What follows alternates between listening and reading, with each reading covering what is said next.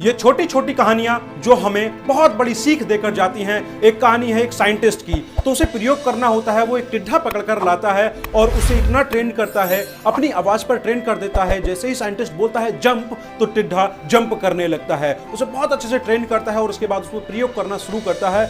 Scientist बोलता है टिड्ढे से जंप, तो टिड्ढा जंप करता है और उसके साथ में वो जो उसकी हाइट है उसका मेजरमेंट करता है। और अगली बार क्या करता है वो साइंटिस्ट, क्योंकि प्रयोग करना होता है, तो टिड्ढे की एक टांग तोड़ देता है। और टांग तोड़ने के बाद फिर साइंटिस्ट बोलता है जंप, तो टिड्ढा जंप करता है दोबारा से। लेकिन जो उसकी पहली हाइट थी और जो टांग टूटने के बाद जो हाइट जंप थी उसकी, तो बहुत उसमें फर्क होता है, थोड़ा कम जंप करता है। और उसके बाद साइंटिस्ट उसकी एक टांग और तोड़ देता है। उसके बाद फिर उसका जो लेवल होता है हाइट का कम हो जाता है और धीरे धीरे साइंटिस्ट उसकी सारी टांग तोड़ देता है। जब सारी टांगें टूट जाती हैं और साइंटिस्ट कहता है जंप, तो टिड्ढा हिलता तक नहीं है। जंप करने की तो बात दूर, बिल्कुल भी नहीं हिलता।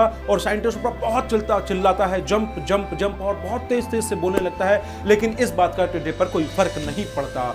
तो साइंटिस्ट अपनी ऑब्जर्वेशन से लिखता है कि जब मैंने टिड्ढे की एक टांग तोड़ी तो टिड्ढा थोड़ा बहरा हो गया।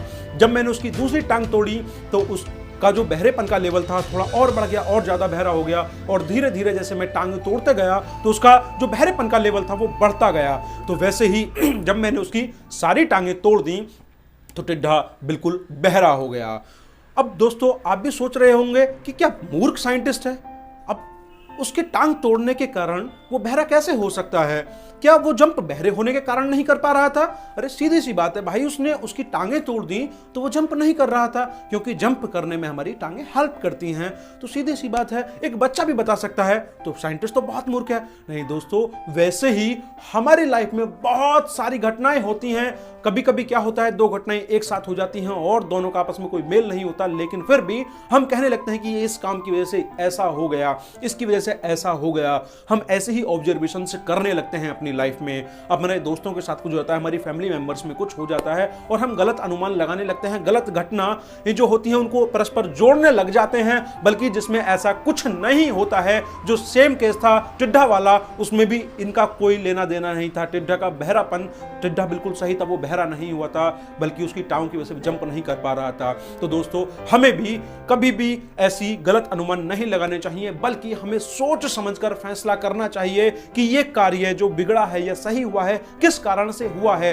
बल्कि हमें गलत चीजें नहीं सोचनी चाहिए। तो क्या शिक्षाएं मिलती हैं और स्टोरी से हमें, इसको कमेंट बॉक्स में जरूर बताइएगा। और स्टोरी आपको कैसी लगी कमेंट बॉक्स में जरूर बताइएगा। और वीडियो को लाइक कर हमारा उत्साह बढ़ाने के लिए और चैनल को सब्सक्राइब कर इसको बेल आइकन ऑन करने के लिए आप सभी का हृदय गहराई से बहुत बहुत धन्यवाद। ऐसी स्टोरी आपको मिलती रहेंगी। चैनल सब्सक्राइब करने के बाद बेल आइकन हिट जरूर कर लीजिएगा मेरे दोस्त।